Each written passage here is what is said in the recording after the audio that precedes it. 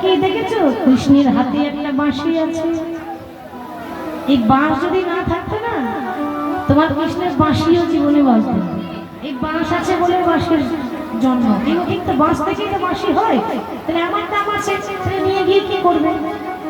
যুধিষ্ঠির মনে মনে ভাবে তাই তো, একে নিয়ে গিয়ে তো লাভ হবে না, তাহলে আরেকটু এগিয়ে যাই। আরেকটু যাই এগিয়ে গেছে, ওমা দেখছে একটা মাটির মালসা। মালসা যাবে তো, তাও একটু করে ভাঙা। মনে মনে ভাবছে যাক ভাঙা মালসাটা কে নেবে, মাটির মালসা এ কোনো কাজের নয়, এটাকে নিয়ে যাই। মালসা যখন তুলেছে, মালসা বলছে শোনো, তুমি এত অবহেলা করে চলে যেও না, আমি মাটির মালসা হতে পারি, আমারও দাম আছে। তোমার আবার কিসের দাম গো? রাস্তায় পড়ে আছো, তোমার আবার কিসের দাম? কিসের দাম জানো? ভালো করে শুনে নাও। তোমার যে সখা বন্ধু মানে কৃষ্ণ, ওই কৃষ্ণের কাছে জেনে নিও যে এই মাটির মালসা ছাড়া কোনোদিন মহাপ্রভুর ভোগ নিবেদন হয় না। হয় কি বাবা, আমরা সোনার থালায় দিই ভোগ দিই, কিন্তু মাটির মালসাতে করে ভোগ প্রসাদ হয়। তাহলে আমি মাটির মালসা হলেও আমার কিন্তু দাম আছে। যুধিষ্ঠির মনে মনে ভাবছে সর্বনাশ, এই যাকে দিতে যাচ্ছে সেই বলছে আমার দাম আছে। দামটা কার নেই?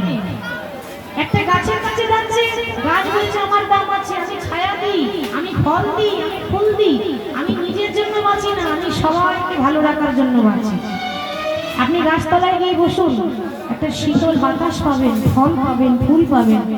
সবাই কিন্তু সবার সেবা করছে, একমাত্র মানুষই আছে যে অন্যের সেবা করতে পারে না, নিজের স্বার্থের জন্য বাঁচে।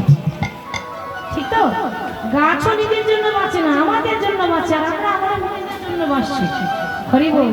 তাহলে বলছে দাম কার নেই না, যে মানুষ এত সুন্দর মনুষ্য জন্ম পেয়ে হরি নাম কৃষ্ণ নাম করে না, এই জীবনে বেঁচে থাকতে তারই কোনো দাম নেই। তাই গৌর হরি বল।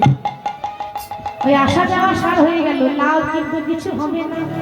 তাই গৌর তাই শিক্ষা দেওয়ার জন্যই তো এসেছে, তো শিক্ষা দেওয়ারই কথা। তাই শিক্ষা দিলেন, হরিনাম প্রচার করলেন। বড় অবতার রে ভাই, বড়ই অবতার, বড়ই অবতার। আজ পতিতে দিলাম প্রেমের ভান্ডার, যবনেরও নাচে গাই বলে হরিনাম। এই হেদয় অবতারে দাস বঞ্চিত বলরাম,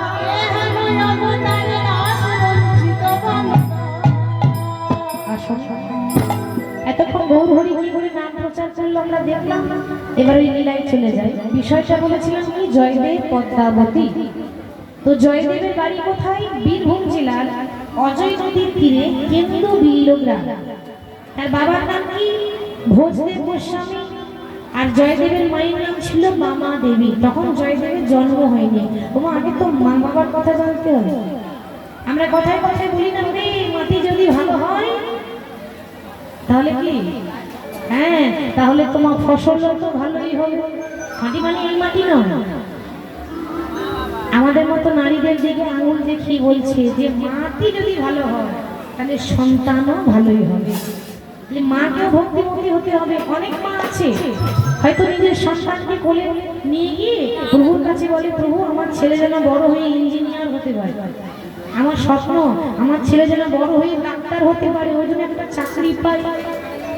কিন্তু মা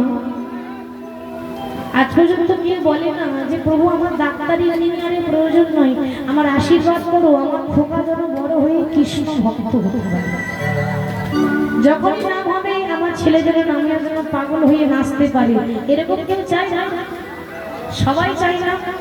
চাইতে হবে। ওই জন্য বললাম মাটি ভালো হতে হবে।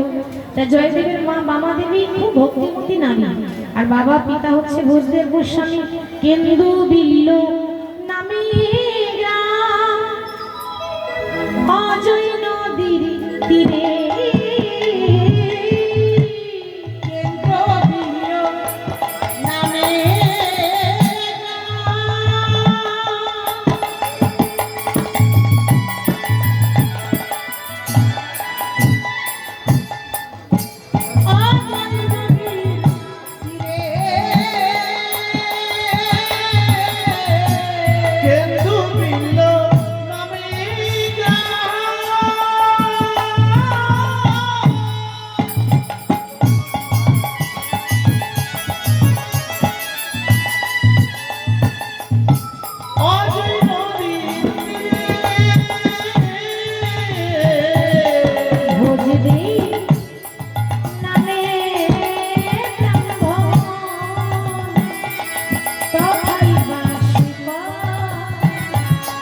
খুঁজবে